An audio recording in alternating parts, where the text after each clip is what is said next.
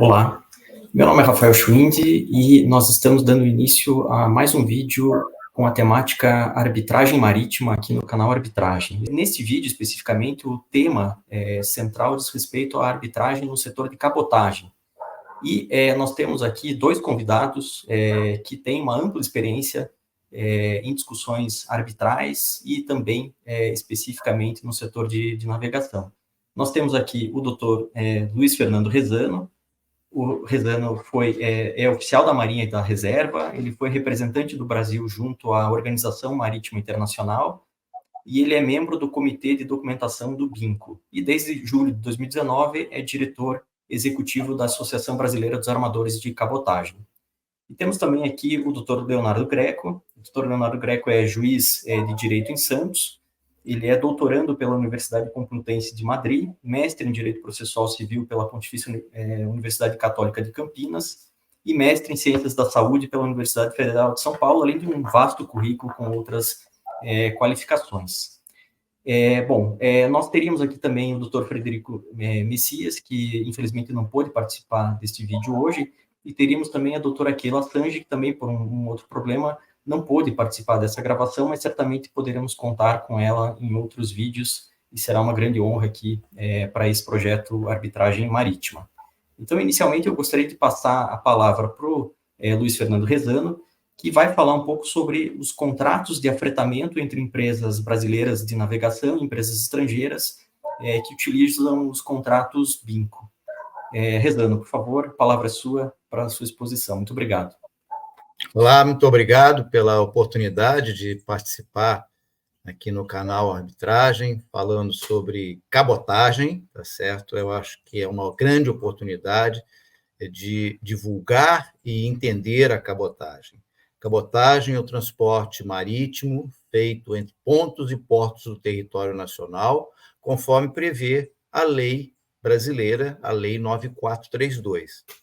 E aqui eu vou tentar trazer muito mais a visão de uma empresa de navegação não prestando serviço em si de transporte, que eu tenho certeza que será abordado e que é muito mais comum isso daí, um usuário reclamar de um serviço não prestado e acabar indo para uma arbitragem, como a lei brasileira hoje vem viabilizando essa nova modalidade de disputa, de discussão, tá certo? E sim, é porque, sendo a cabotagem exclusiva de empresas brasileiras de navegação, portanto, empresas constituídas aqui no Brasil, com seu CNPJ, com sua sede aqui no Brasil, ainda que possam ser controladas por grupos econômicos estrangeiros, são empresas independentes e que têm sua total autonomia aqui para poder prestar a cabotagem. Mas o importante para se prestar um serviço é ter frota. Ter frota, navio. E aí a lei brasileira privilegia que as empresas tenham investimento. Então, a primeira coisa que a Lei 9432 diz é que a empresa brasileira de navegação ela deve ter uma propriedade de uma embarcação. Essa propriedade, essa embarcação pode ser construída aqui no Brasil, ou pode ser importada, pagando os impostos de importação, mas isso tem um capex, um investimento muito alto. Um navio, um porta-containers de 3 mil containers custa na faixa de 43 milhões de dólares. Então, exige um grande investimento das empresas. E a Lei 9432, que é essa lei da navegação, desde 97, ela já deu essa flexibilidade, prevendo que as empresas pudessem fazer contratos de afretamento a casco nu, que é quando a empresa passa a empresa afretadora, aquela que toma o navio afretado, ela vai tripular o navio, ela vai botar o comandante, vai botar toda a tripulação do navio, e pela lei brasileira, por brasileiros, ou o afretamento a tempo em que ela toma aquela embarcação apenas durante um tempo, ou para atender uma única viagem, uma viagem específica. Sim, mas aí que acho que aqui é que eu queria abordar o ponto que nos parece interessante como empresa brasileira de navegação, não como prestadora de serviço, que certamente será abordado posteriormente, mas sim como aquela empresa que vai trazer um navio. E isso daí são feitos através, esse afretamento é feito normalmente baseado nesses contratos BIMPO, como o Rafael citou, tá certo? Que são onde eu sou membro do Comitê de Documentação. O BIMPO é uma instituição, é o Baltic International Maritime Council, tá certo? Que apesar de ser do Báltico, né, eles vêm abrindo e o Brasil participa das reuniões do BIMPO no Comitê de Documentação, que é exclusiva de empresas e eu represento as empresas brasileiras que têm propriedade. Lá é um conselho que participa os ship owners, os proprietários de navio. E lá estabelecemos, então, modelos de contrato. É uma instituição centenária que provê modelos de contrato. Então, os contratos de afretamento a casco nu, que em inglês chamamos de bareboat charter, bareboat, são lá estabelecidos os contratos. E lá nos contratos por tempo, são os contratos em time charter, os GENCOM, que são os contratos padrões. E esses contratos, para facilitar e evitar uma longa discussão das cláusulas contratuais, esses contratos já são pré-estabelecidos, várias cláusulas, em que, na hora que vamos fazer o contrato, analisamos cláusula a cláusula, podendo alterar, não é mandatório que seja daquele jeito, mas aquilo ali é a prática internacional, já foi amplamente discutido. E aí, onde a gente tem lá é a cláusula de arbitragem, a cláusula de disputa. Por quê?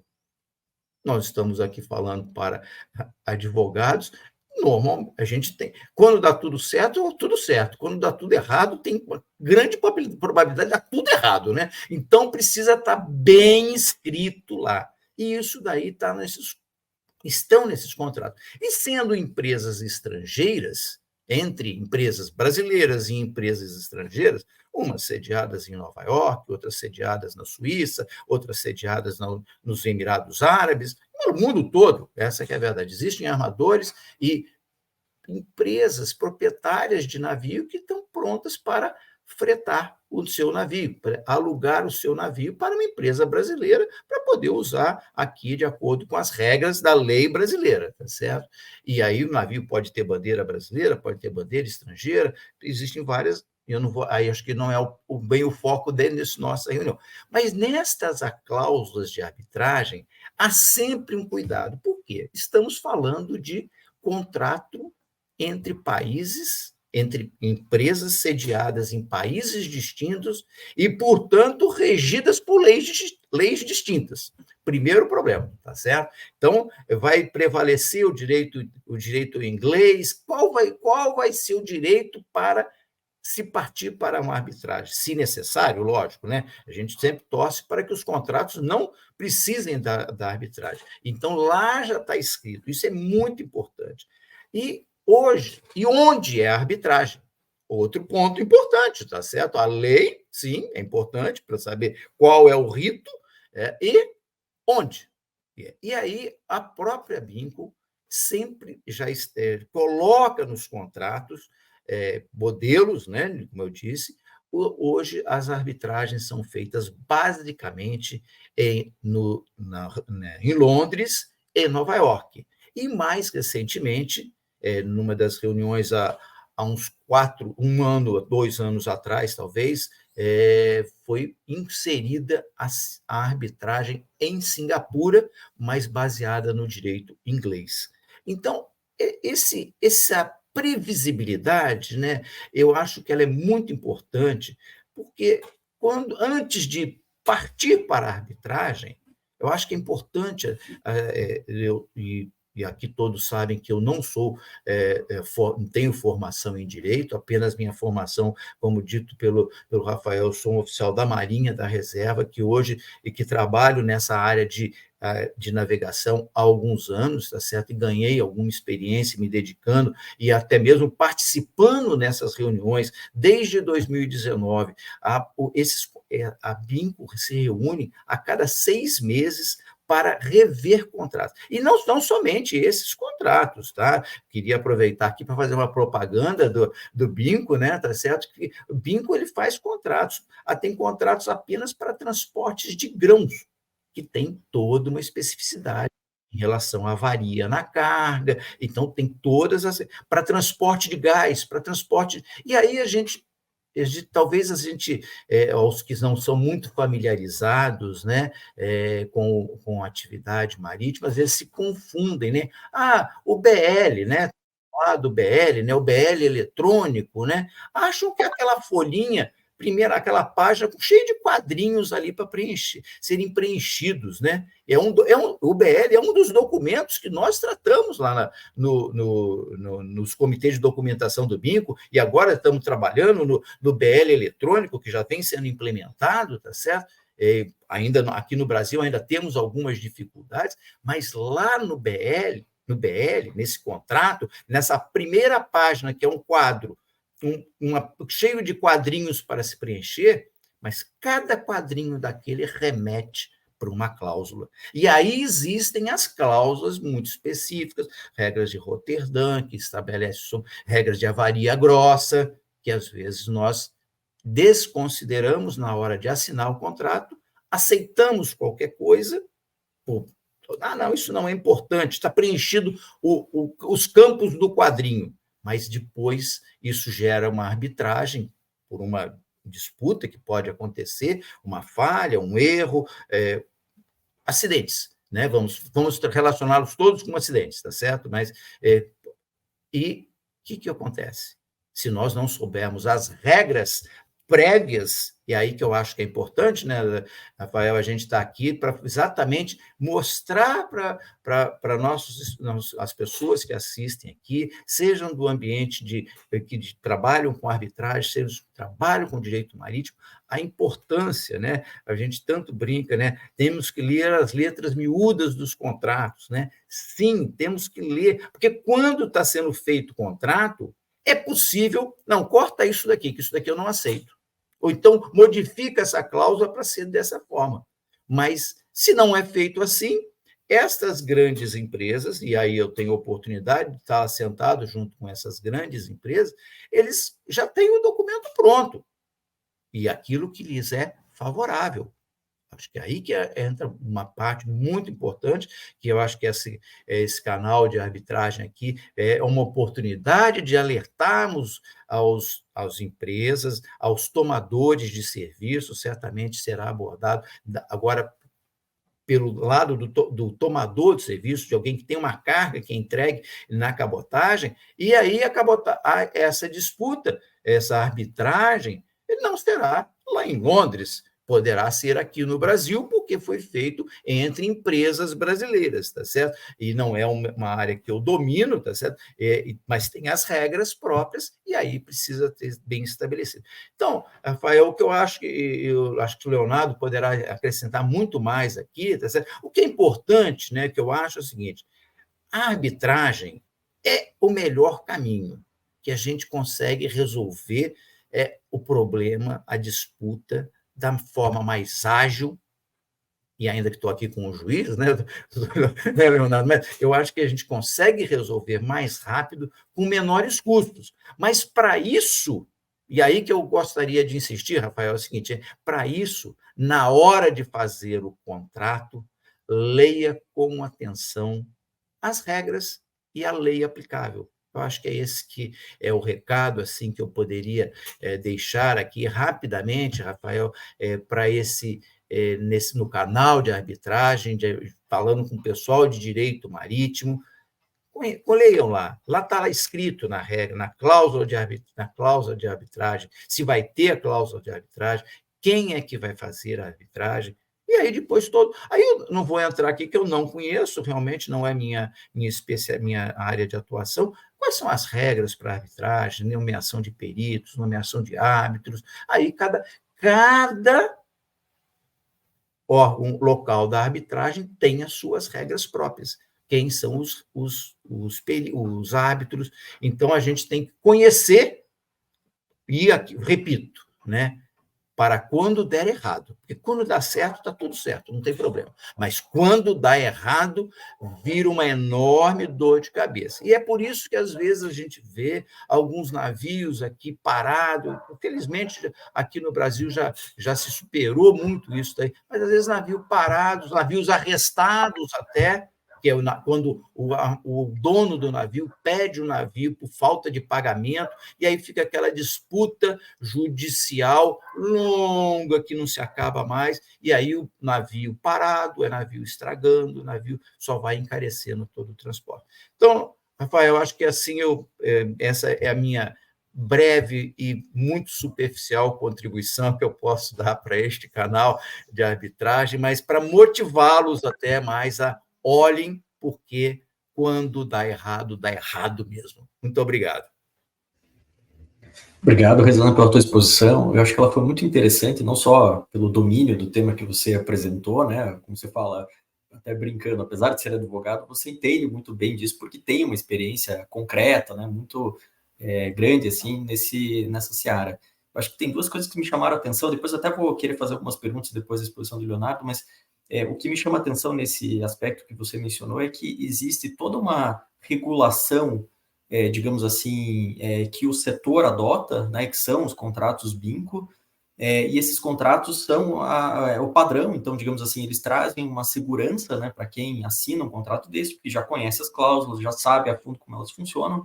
Por outro lado, na cabotagem, nós temos algumas peculiaridades, né, porque é um serviço, por exemplo, de afretamento, mas prestado na costa brasileira, é um serviço que tem a sua regulamentação, né, pela agência reguladora brasileira, no caso, a ANTAC. Então, nós temos aí um certo conflito, né, de costumes internacionais que não podem ser ignorados, pelo contrário, né, eles são resultado de uma construção secular e que traz mais segurança mesmo, né, digamos assim, é o campo em que todos estão habituados a jogar.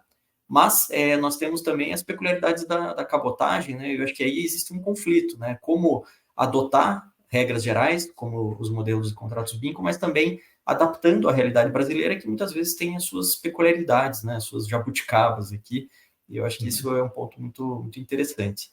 Eu vou até fazer algumas perguntas para você depois, mas antes eu queria ouvir o Leonardo Greco, que também vai tratar um pouco dessa temática. O foco da exposição do Leonardo vai ser na formação da cláusula arbitral, dos contratos entre empresas brasileiras e estrangeiras, e com foco na lealdade contratual, como que fica a questão do recurso ao Poder Judiciário, enfim, ele como juiz de direito, inclusive, não tem, né, a pessoa melhor para tratar desse assunto. Então, Leonardo, a palavra é sua.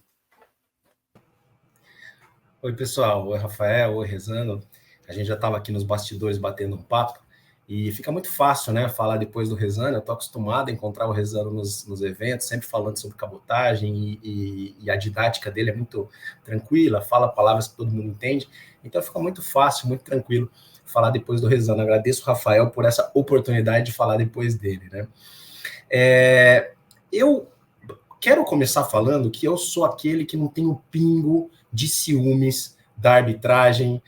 Eu acho que não é que eu sou um fã, eu não diria que eu sou um fã da arbitragem. Eu acho que a arbitragem, para o que ela se aplica, para o que ela se presta, a arbitragem é exatamente a incisão com o melhor bisturi para um determinado caso, né? Então, nesse ponto, talvez eu diria que eu sou realmente um fã da arbitragem, porque, na verdade, eu sou um fã da meritocracia, do trabalho bem feito e desse se importar com a questão que é submetida à nossa avaliação. E quando eu digo a nossa avaliação, a avaliação do juiz enquanto juiz e a avaliação do árbitro enquanto árbitro.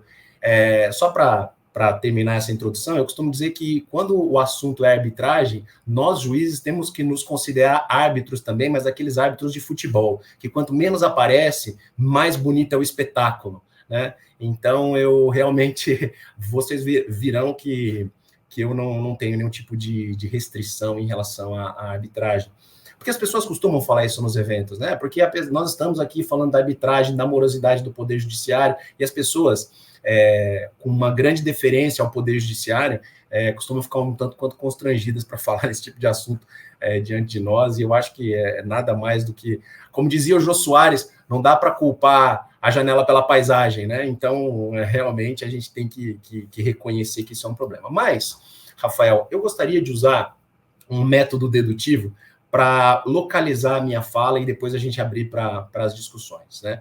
Então, começando do mais amplo, porque eu sei que os vossos telespectadores são, além de juristas, também árbitros que não têm formação em direito especificamente, como é o caso do Rezano, eu queria começar por uma questão um pouco básica, que é a seguinte: a gente, quando está na faculdade de Direito, a gente entende que a gente tem que aprender o direito, o que parece meio óbvio, né? Mas talvez lá nas matérias de introdução ao estudo do direito, a gente não tenha a exata consciência de que tão importante quanto aprender o direito é aprender a fazer a subsunção do fato à norma, né? Eu acho que essa é uma questão filosófica do direito e básica, mas muito importante para um encontro como esse que nós estamos fazendo aqui. Por quê? Porque não só para a área de arbitragem, mas para qualquer área do direito, o que vai demonstrar a sintonia fina do aplicador da lei, seja o juiz, seja o advogado, né? Porque a clássica frase de que o advogado é o primeiro juiz da causa, né? A sintonia fina, a competência do profissional vai se mostrar quando ele sabe fazer exatamente a subsunção, a aplicação, o encaixe da norma ao fato. E isso não serve para o direito marítimo, isso serve para qualquer área do direito. Agora, quando a gente fala de subsunção de um fato, deixa eu achar um exemplo, de um fato criminal, que a gente liga a televisão e vê um crime acontecendo, ou seja, nós, no nosso cotidiano, a gente está em contato com um crime acontecendo. Então, a facilidade de entender que aquele fato se adequa àquela norma é um pouco maior. Mas se a gente começar a pensar, por exemplo, nesses profissionais que lidam com crimes de grande corrupção, e a gente já começa a perceber que o fato vai se delineando cada vez mais complexo, de modo que essa subsunção também se torna mais complexa. É como você montar um quebra-cabeça de 15 peças e um quebra-cabeça de 2.000 peças. E quando a gente pensa, seguindo um pouco no raciocínio, em subsunção da norma a um fato marítimo ou um fato portuário, a gente vai entender que essa subsunção se torna mais complexa porque é um fato que não está no nosso dia a dia. O Rezano fez um grande favor para mim, porque eu iria falar uma coisa aqui que talvez parecesse meio tosca, mas não é. Para muitas pessoas, sequer a navegação de cabotagem é uma navegação super conhecida, né? Algumas pessoas, talvez, o Rezano, ele faz muita questão nos eventos, eu acho isso bacana, porque o Rezano, mais uma vez, eu vou explicar o que é navegação de cabotagem. Mas é legal, porque as pessoas, às vezes, não sabem o que é navegação de cabotagem, não sabem o que são o que é uma atividade empresarial offshore. E quando a gente vai para um evento, eu falo isso para as pessoas que estão entrando ou estão testando, né, o ambiente maritimista, as pessoas chegam num evento, elas ficam mais perdidas que, né, porque começa a falar de uns termos que a gente realmente não conhece. E esses termos, eles se referem a fatos. Fatos que esperam a norma se encaixar. E eu acho que essa é a primeira dificuldade que serve para... Mas e o que isso tem a ver com a arbitragem? Agora a gente passa, então, para o segundo ponto, nesse raciocínio dedutivo, partindo do mais amplo para o mais específico. Se eu consigo convencer vocês de que a subsunção tem uma grande importância para um trabalho bem feito, a gente tem que entender que nas faculdades de direito, além da gente não estudar a importância da subsunção, muitas vezes a gente sequer estuda a lei de arbitragem. Então, se é difícil a gente aplicar a norma ao fato concreto, porque nós saímos da faculdade de Direito, sabemos a norma, mas não sabemos o fato concreto, imagine então quando a gente não sabe o fato concreto e não conhece a norma a rigor, né?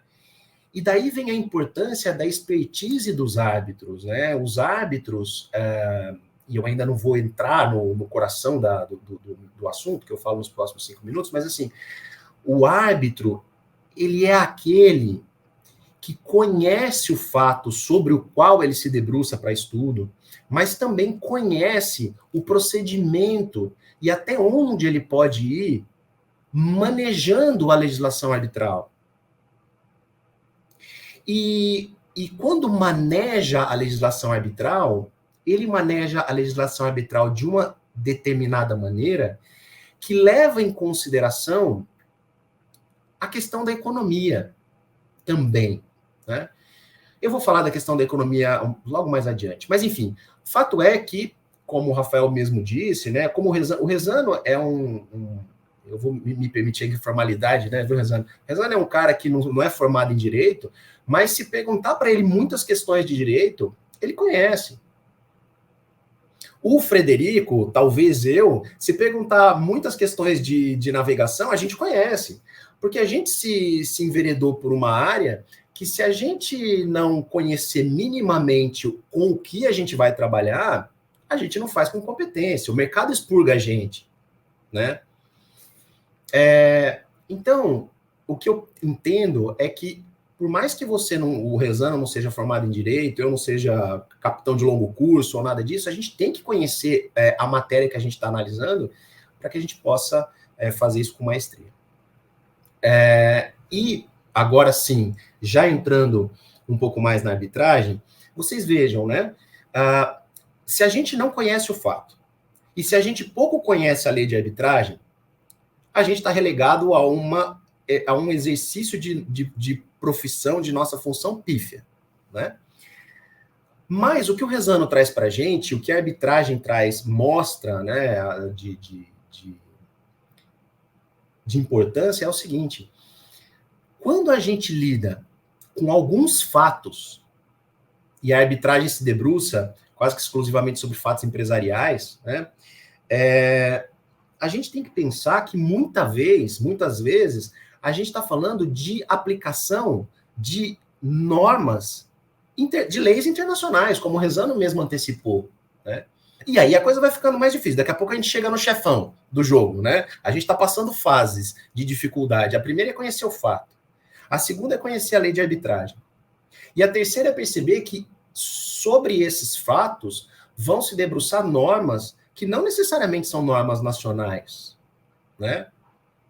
Mesmo quando a gente fala de cabotagem, e o Rezano está aqui para não me deixar falar besteira, quando a gente fala de cabotagem, a gente está falando de algumas normas internacionais que, pelo menos economicamente, vão regular essa atividade, né? E ainda que assim não fosse, Rafael, porque veja bem, o Rezano ele falou uma coisa que é muito importante, ele falou de previsibilidade, falou de segurança jurídica, né? Falou de previsibilidade, que é para nós a segurança jurídica, mas o Rezano falou no começo da intervenção da importância de se ter frota, né? E a frota para navegação de cabotagem é aquilo, Rafael, que a gente aprendeu na faculdade de Direito, que a empresa não é a pessoa jurídica, a empresa é a própria atividade, né? Então, a frota é a empresa em movimento. E quando você... a minha especialização em Direito Notarial e Registral tem fiz como trabalho a hipoteca de embarcações, né? Mas assim, o Rezano falou, quando a gente pensa num arresto de embarcação, a gente pensa numa questão que economicamente talvez tenha um impacto impressionante para um ramo do direito marítimo, para o ramo do empresariado marítimo, que é essencial e que pode causar um impacto assim absurdo na atividade da empresa. Aí a gente começa a entender a importância e os efeitos das decisões em relação a esse tipo de atividade, né? Então, voltando um pouquinho, né, a vaca fria. A gente fala da importância de conhecer a norma, e quando eu digo norma, eu falo norma em geral, porque Rezano vai nos dizer quantas normas que a gente tem nessa área que nos tratam de lei, né? Que são portarias, decretos, resoluções. Mas a gente tem que conhecer a norma, lato sensu, mas a gente tem que conhecer também a norma internacional em relação a isso. E agora, assim, falando de lei e economia, a gente começa a perceber que quem sabe onde o calo aperta, quem sabe a importância dessa ou daquela norma para a sua atividade, são as partes, são os players que estão envolvidos nessa atividade. E nesse momento, a gente tem que dar uma importância muito grande, nós juízes, e agora sim falando um pouco, nós juízes temos que dar uma importância muito grande para 3 pontos. O primeiro deles é o seguinte: a lei, a decisão judicial, mesmo a decisão do árbitro, não coloca e nunca vai colocar peia na economia, não vai. Não adianta a gente chegar e achar que eu vou dar uma decisão aqui. Claro que às vezes uma decisão judicial influencia e tudo mais, mas o importante, como eu acabei de falar, é que nós, como num grande clássico de futebol, nós sejamos os que menos aparecem. Porque o importante nessa história não somos nós, o importante nessa história é a economia girando. O importante nessa história é o quanto isso gera de emprego, o importante nessa história é quanto isso rende para os cofres públicos e para as empresas. Então, esse é o primeiro ponto. O direito não vai colocar peia na economia. O segundo ponto, as partes têm consciência, no momento da formação do contrato, qual é o melhor caminho a se seguir para que a empresa tenha sua maior rentabilidade. As partes sabem, não somos nós, nem os árbitros, e muito menos nós do Poder Judiciário. E o terceiro ponto é que a gente tem que deixar claro, e o Rezano deixou isso muito claro, que se a gente estiver falando, por exemplo, de um contrato mínimo, alguma coisa assim, essas cláusulas, elas são analisadas. Vocês, as pessoas que assinam esse contrato, eles têm a capacidade e expertise, e se não tem expertise, eles se assessoram de pessoas com expertise, tá aí o Rezano que faz essas análises, né? Para dizer o que deve, quais são as consequências da aceitação de uma cláusula dessa. E esse terceiro ponto é um ponto muito importante, porque quando a gente parte do princípio de que essas pessoas têm esse conhecimento, ou pelo menos têm a capacidade de se cercar de quem tem essa expertise, a gente tem que partir do princípio de que essa cláusula tem que ser cumprida com base na boa-fé do momento em que foi assinado o contrato. E já caminhando para o final da minha fala, até para não... Eu não sei quanto tempo eu tenho, viu, Rafael? Mas vou falar só mais uns minutinhos. Eu acho muito importante, isso eu daria de dica, eu acho que muitas coisas, quando a gente julga questões de direito marítimo no Poder Judiciário, eu acho que os árbitros poderiam dar muitas dicas para nós. Né? A gente está falando de árbitros, às vezes, que têm um conhecimento sobre o fato. Olha só, vou fazer um parêntese. Não à toa, o árbitro consegue, às vezes, ou até os árbitros, né, que atuam no julgamento, até essa questão, essa sintonia fina existe, os árbitros conseguem ser igual ao Tribunal Marítimo. O Tribunal Marítimo, por quem eu tenho um grandíssimo respeito, o Tribunal Marítimo ele é formado por quem? Por juristas? Também, mas não só. Né? Lá no Tribunal Marítimo você tem um comandante de longo curso, você tem pessoas que vão discutir entre elas e falar assim, olha, de direito eu entendo, mas de navegação de longo curso eu não entendo nada, um engenheiro, né, um engenheiro naval. Então, essas questões, o juiz, ele começa a perceber que ele não tem esse conhecimento, né? Então, em muitas questões, o árbitro poderia dar dicas para nós, né? Olha, esse fato aí não está muito bem analisado, claro que isso não acontece na prática, o árbitro não vem dar dicas para nós, senão a gente teria que nomear um amicus curiae, né? Mas eu acho que a dica que o juiz poderia dar para o árbitro é o seguinte, do árbitro ser muito cioso de pensar como essa cláusula foi elaborada e como ela foi discutida antes de chegar até ele, para que ele possa ser cioso e, às vezes, rigoroso com o cumprimento dessa cláusula. E talvez isso seja papel nosso também do Poder Judiciário. Porque, por exemplo, agora não é tão recente, né?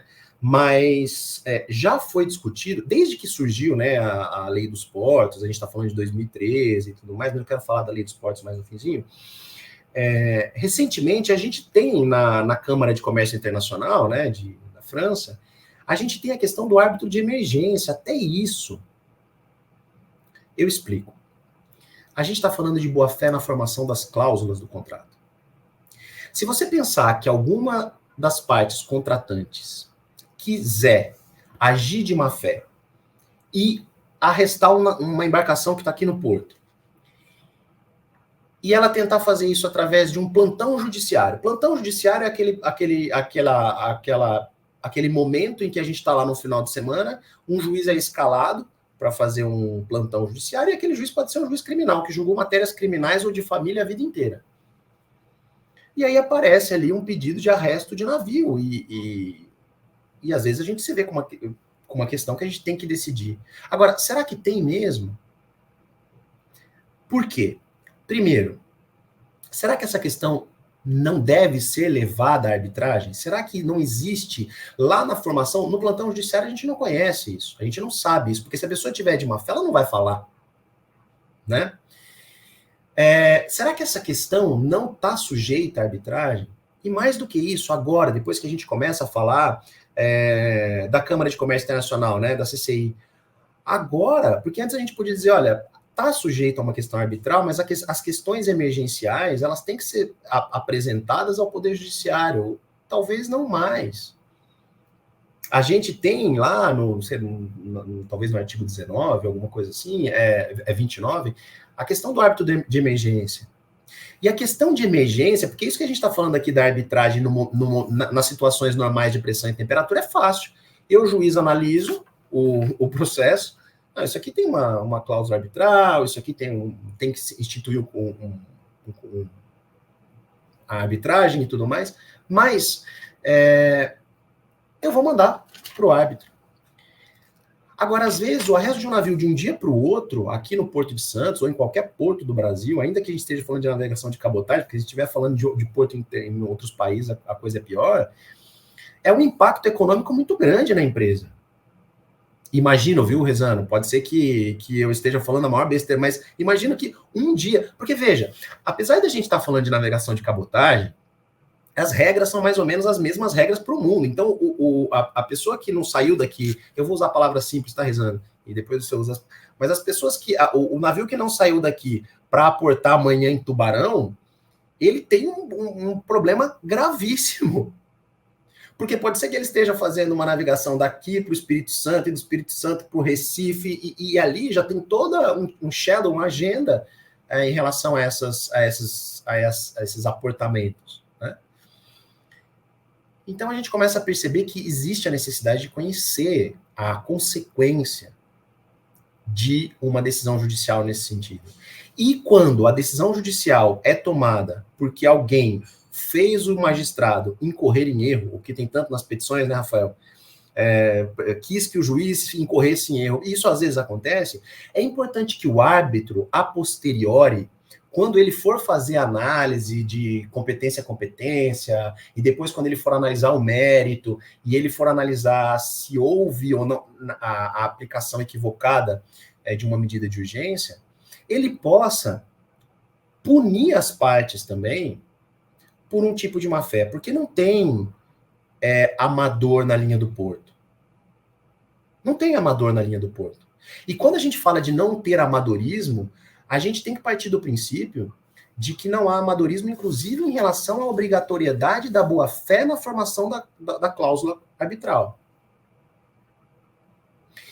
E quando a gente parte desse princípio, a gente consegue um pouco mais de tranquilidade. Quando eu digo a gente, eu digo nós, juízes, e os árbitros, principalmente, serem um pouco mais incisivos em relação à penalização desse tipo de prática. Né? Eu termino, Rafael, tocando em 2 pontos. O que confirma, talvez, a validade do meu raciocínio aqui é, aqui nesse canal já não tem ninguém amador, né? Eu percebo pela vinheta de iniciação do nosso programa aqui hoje. Vocês podem ver na vinheta quantas cenas de quantos países do mundo aparecem na vinheta, né? A arbitragem, preocupada que está com law and economics, com o direito e a economia, ela tem que entender, ela tem que ser um termômetro de como está a economia no mundo também. Esse é o primeiro ponto, né?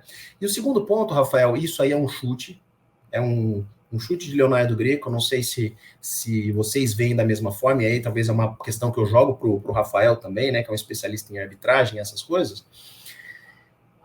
Eu consigo ver, sob o enfoque da arbitragem marítima, do direito marítimo, da Lei dos Portos de 2013, que o instituto que existe no Brasil, pelo menos desde os anos 90, né, eu vejo um momento ideal para que a arbitragem mostre a sua importância. Nós estamos no momento em que o Poder Judiciário, com algumas exceções, né, de algumas decisões que a gente fala, putz, aqui podia ter dado uma prestigiada para a arbitragem, né? Mas eu vejo o Poder Judiciário aceitando muito tranquilamente e reconhecendo, vou usar pela terceira vez a expressão, mas eu acho que essa expressão é a sintonia fina, a precisão cirúrgica que a arbitragem pode trazer para o direito e, em consequência, para a segurança jurídica. Tem um argumento, eu termino aqui, tem um argumento que as pessoas às vezes usam e eu não gosto, né? Que as pessoas falam assim, a gente tem que dar uma ênfase para medidas de autotutela ou alguma coisa assim, para que a gente tire do Poder Judiciário a sobrecarga que todos nós conhecemos que tem no Poder Judiciário. Com essa sobrecarga, com esses problemas, deixa que essa roupa suja a gente lave em casa, porque a gente já conhece, né? Não tentem usar esse tipo de argumento para tirar as questões do Poder Judiciário, mas o argumento que é super válido é esse. A expertise dos juízes, somos poucos juízes maritimistas, né, no Brasil, a expertise dos juízes não é tal, mesmo dos juízes maritimistas, não é tal que possa suplantar a atividade do árbitro. E olha que eu estou falando, a gente faz parte, aí você falou da abertura, a gente está falando de um canal que é capitaneado pelo Frederico, que é um super conhecedor da matéria arbitral, né? Mas eu acho que ele mesmo referendaria isso, porque o Frederico também não está ali na questão do dia a dia da arbitragem, conhecer, e às vezes o árbitro nem somos nós.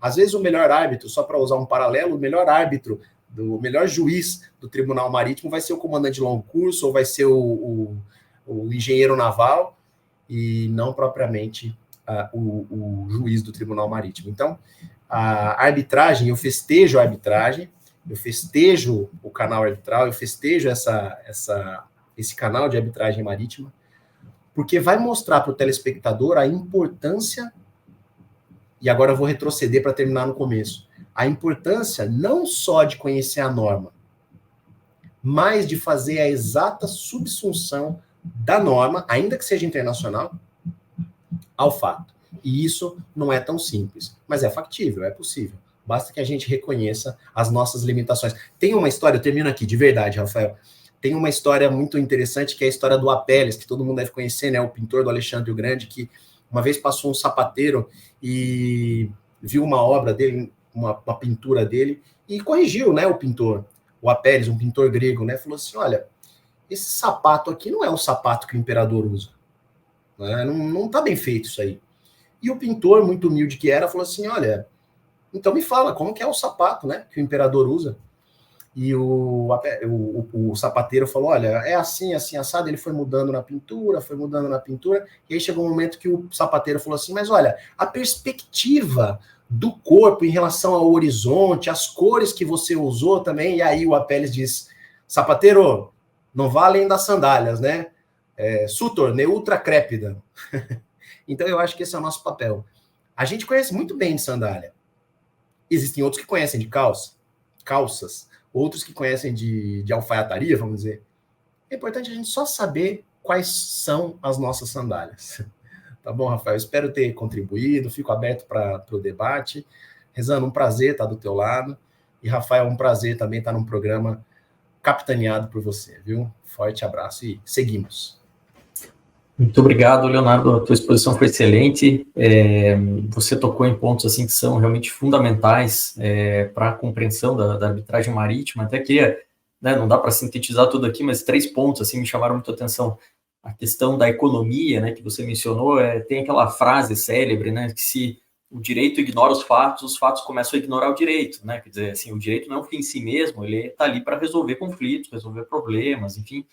E se o direito começa a, por exemplo, tomar decisões, né? Falo aqui de árbitros e judiciário, enfim, mas que se comecem a tomar decisões, ou mesmo até decisões legislativas, né? Normas que não são factíveis, cuja aplicação não é viável, os fatos vão se adaptar e vão escapar daquelas normas, vão escapar daquelas decisões, porque a realidade é uma, né? E a economia é que, no fim, acaba ditando muito, né, da nossa realidade. Então, eu acho que esse é um ponto fundamental para que todo árbitro ou juiz que decida um conflito tenha sempre isso em mente, né?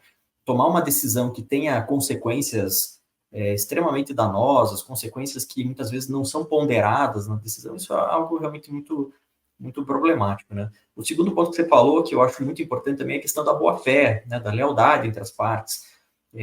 Como, assim, né, é normal a gente comentar, a arbitragem é notadamente fundada na boa-fé, né? Se a gente for resumir em um princípio, olha, para a arbitragem dar certo, o que precisa, né? Eu diria, é a boa-fé, né? Justamente com base na boa-fé que as partes estão abrindo mão de levar um conflito para o judiciário, estão optando pela arbitragem e ali, naquele momento em que isso é decidido, né, aquilo é dali até o final da relação entre as partes. Então, se uma das partes já celebra um contrato de má-fé, né, já querendo caminhos ali para descumprir, né, uma previsão, enfim, isso já demonstra que, né, é um problema. Então, a arbitragem, notadamente, é fundada na boa-fé mesmo, e acho que esse é um ponto central.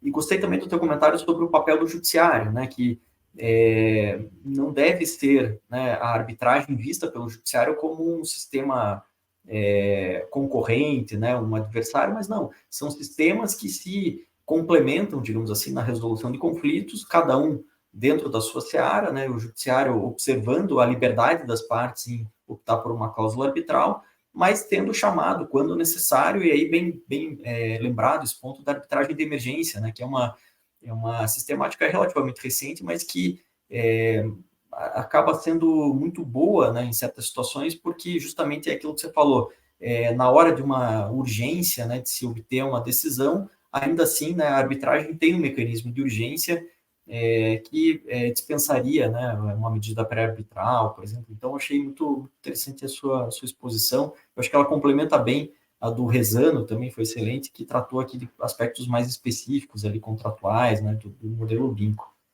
E assim, nós temos alguns minutos, né? Eu queria fazer algumas perguntas, mas assim, fiquem totalmente à vontade para comentar, eventualmente até a resposta do outro, enfim, porque eu acho que a ideia aqui é realmente ter um debate, algo muito, muito informal.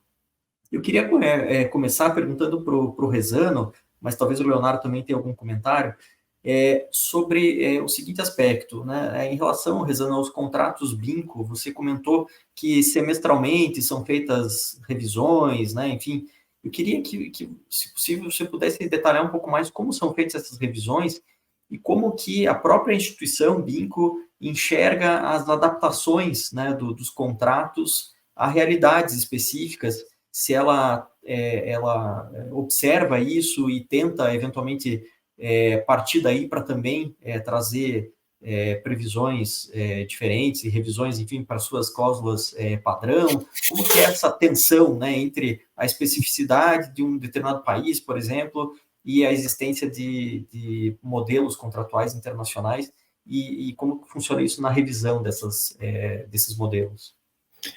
Obrigado, Rafael. Eu acho que eu cumprimentar aqui o Leonardo, eu aprendi pra caramba, hein, Leonardo? Poxa, obrigado.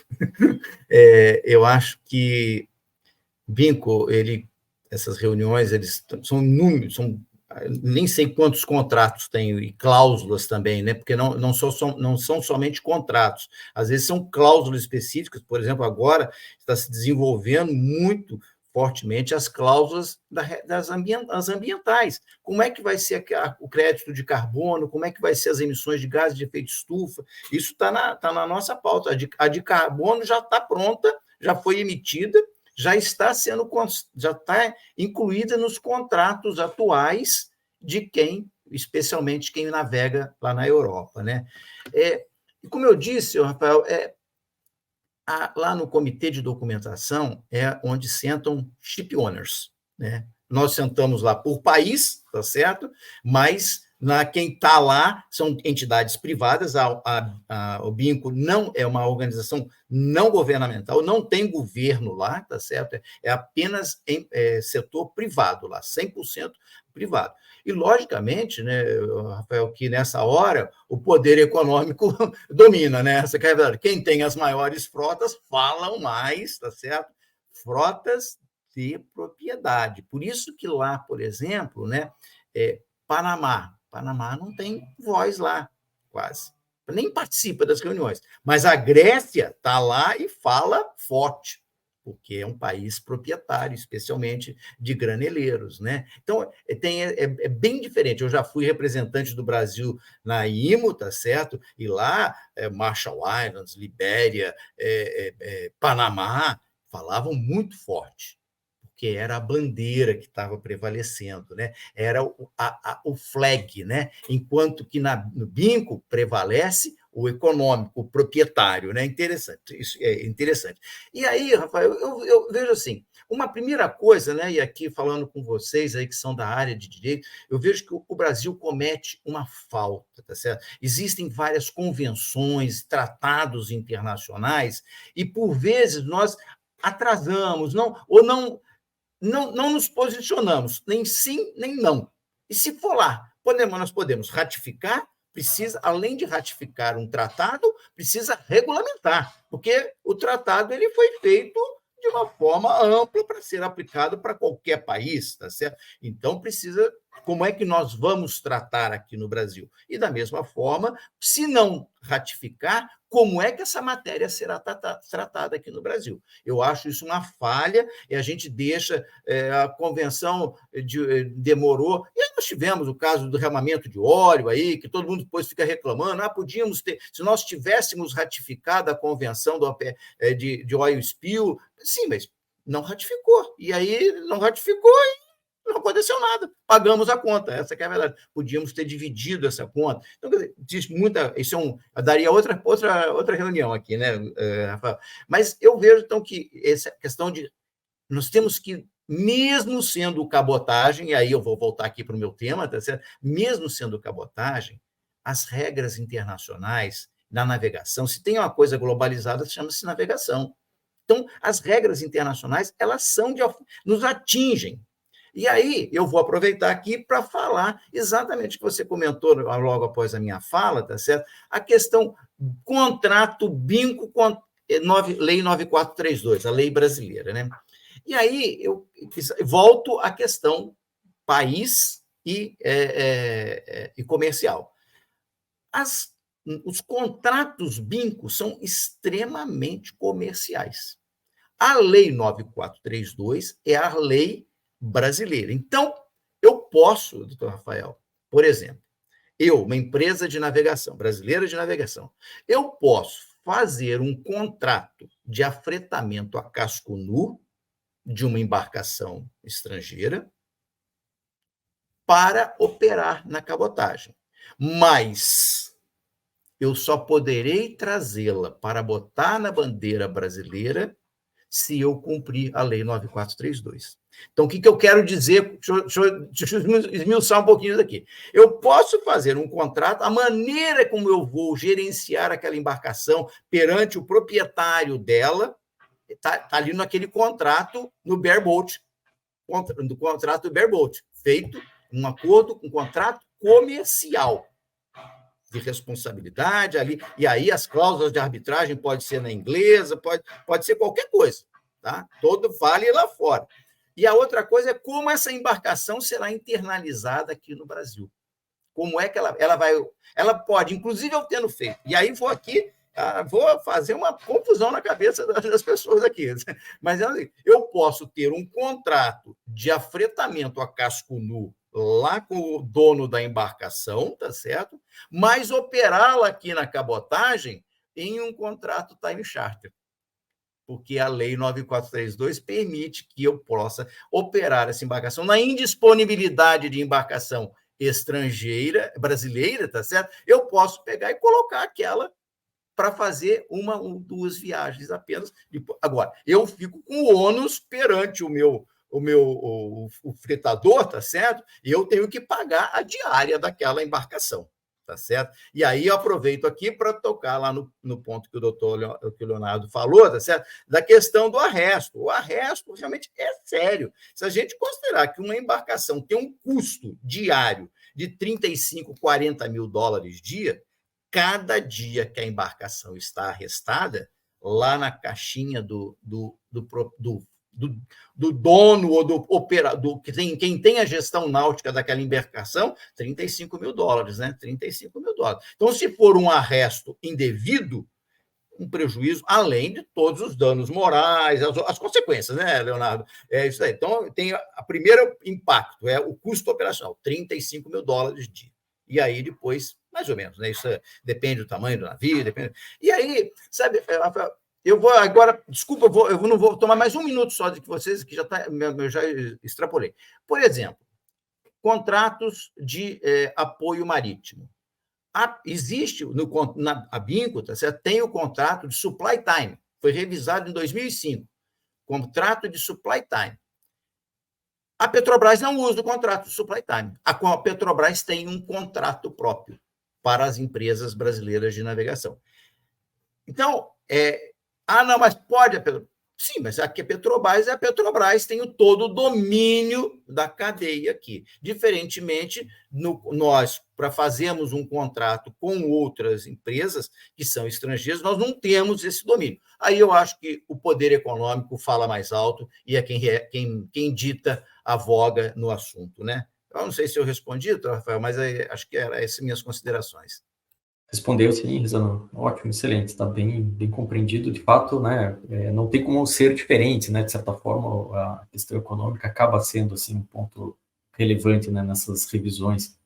Eu queria ouvir do Leonardo um pouco a respeito, Leonardo, da questão da Justiça 4.0, essa especialização, né, do judiciário, que é algo que está, né, sendo implementado e cada vez mais discutido.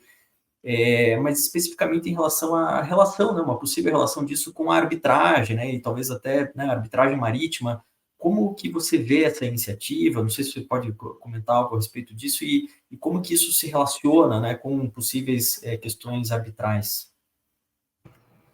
Claro, Rafael, eu vou começar até uma questão que não é totalmente fora da tua pergunta, mas só para fazer um comentário em relação ao que o Rezano disse, é o seguinte, existe uma questão um pouco folclórica em relação ao direito marítimo, daí porque a gente não está falando de outro tema, senão do núcleo 4.0.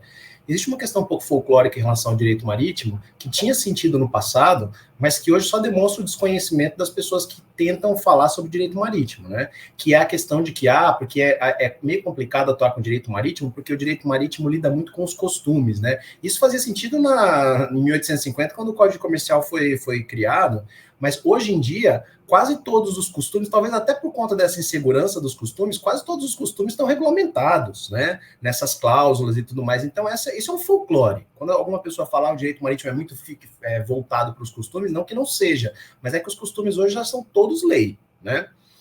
Esse é o primeiro ponto. Lei ou cláusulas contratuais. Aí o Rezano falando para a gente com qual frequência que isso é atualizado e quantas cláusulas, essas cláusulas standard são cláusulas, um número gigante, né, Rezano? Então a gente tem, eu acho que não tem costume, só deve ter algum costume que não está regulamentado por uma dessas cláusulas, só se for direito marítimo e metaverso, alguma coisa nesse sentido, porque o resto tá em cláusula. Rafael, eu posso falar sim, porque já é uma realidade, né? Aqui no Tribunal de São Paulo já está criado o núcleo 4.0, o núcleo de direito marítimo, talvez a primeira célula só de julgamento, só de direito marítimo no Brasil, né? Coordenado pelo Frederico. O Frederico está apresentando, né, o núcleo para todos os estados, inclusive, quem sabe a gente consiga levar isso para tantos outros estados, né, Rafael? Agora, rapidamente, porque eu sei que a gente já está passando um pouco do tempo, é assim, aqui no estado de São Paulo, isso é uma questão puramente de organização judiciária. Cada estado poderia regulamentar isso da sua determinada maneira. Aqui no estado de São Paulo, a gente tem uma grande novidade, não é tão novidade quanto o núcleo de direito marítimo, mas é uma novidade, que são as câmaras empresariais no tribunal, tem no Rio de Janeiro, tem em outros lugares, e as varas regionais empresariais, né? Aqui no estado de São Paulo, a gente tem acho que 6 ou 7 varas regionais empresariais que pegam algumas regiões, né, administrativas. E essas varas, essas varas estão afetas às questões de arbitragem, né? E a questão de arbitragem marítima não veio por regulação da organização judiciária, não veio para o núcleo 4.0. Então, eu acho que o núcleo é uma grande conquista da sociedade paulista, quiçá seja uma grande conquista para outros estados do Brasil. Eu acho que isso se faz necessário por conta da importância da atividade marítima. E eu vejo que a questão da arbitragem marítima deveria também vir para o núcleo. Eu vou repetir, a gente está falando de um núcleo casualmente, mas por sorte a gente está falando de um núcleo coordenado por um juiz que conhece não só das questões marítimas, mas também as questões de arbitragem. E aí, por uma questão de especialidade, né, Rafael? Muito simples, né? Uma coisa é falar sobre todo e qualquer tipo de arbitragem.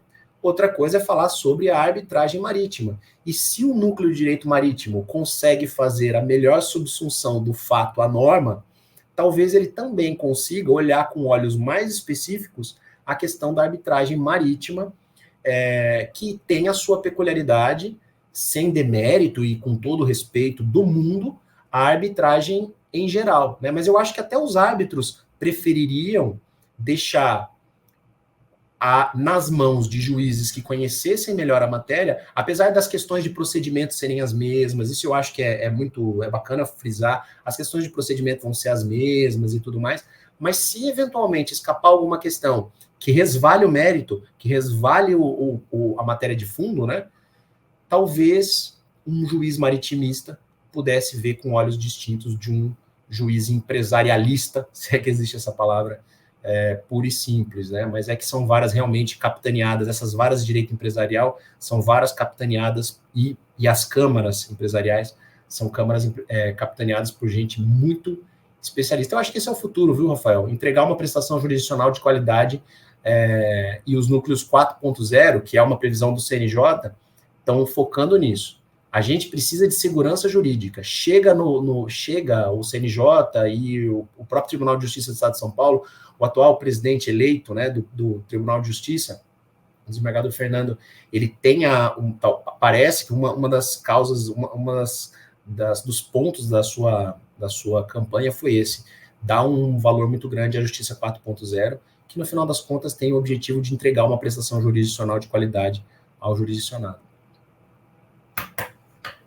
Perfeito, obrigado, Leonardo. Não, sem dúvida, esses núcleos especializados têm uma virtude, né, muito grande, que é acelerar, digamos assim, aquela curva de aprendizado, né, do magistrado. Porque se você pega para decidir uma causa, né, cujo assunto você não domina, né, e obviamente o juiz não pode dominar tudo, né, assim, o conhecimento, a vastidão do direito é enorme. Então, você cria núcleos especializados, nessa orientação do CNJ, e eu acho que isso tende a acelerar as decisões, né, que é algo fundamental, mas também permitir decisões melhores, né, mais bem ponderadas por pessoas que são ali especializadas naquele assunto. Eu também acho uma iniciativa muito, muito importante. E essa questão de não incluir a arbitragem de fato, é um ponto que talvez, né, possa ser aprimorado, né, acho que com a evolução a gente vai ver, mas talvez realmente fizesse mais sentido, né, incorporar a arbitragem marítima, porque de fato a arbitragem marítima é algo muito específico, né? A arbitragem já é algo específico, a arbitragem marítima ainda mais é um campo assim que mesmo dentro dos arbitralistas é de fato bastante específico. Bom, a gente está com o nosso tempo aqui esgotado, mas passou muito rápido, pelo menos para mim. Eu fiquei muito feliz mesmo com o resultado desse vídeo. Né, agradeço imensamente ao Rezano, ao Leonardo pelas suas exposições. é tanto conhecimento que a gente certamente poderia fazer um segundo vídeo, um terceiro, porque, né, conhecimento aqui é o que não falta por parte dos nossos expositores aqui. E, enfim, vamos então encerrar esse vídeo com mais esse agradecimento aqui ao Leonardo, ao Rezano e ao canal Arbitragem, que comprou essa ideia, né, e está permitindo aqui esses vídeos. E o nosso objetivo, meu, do Frederico, é disseminar mesmo o conhecimento do direito marítimo, da arbitragem marítima, e eu acho que isso enriquece a todos que atuam não só com direito marítimo, mas também com arbitragens, eventualmente não na área marítima. Então, mais uma vez, obrigado a todos aqui que nos acompanham e nos encontramos numa próxima oportunidade, num próximo vídeo e certamente mais uma vez aí com o Leonardo e o Rezano. Então, muito obrigado a todos e com isso nós encerramos por aqui. Obrigado, Rafael. Agradeço ao canal também. Obrigado, Rezano, pela companhia. Obrigado aí pela oportunidade, Rafael.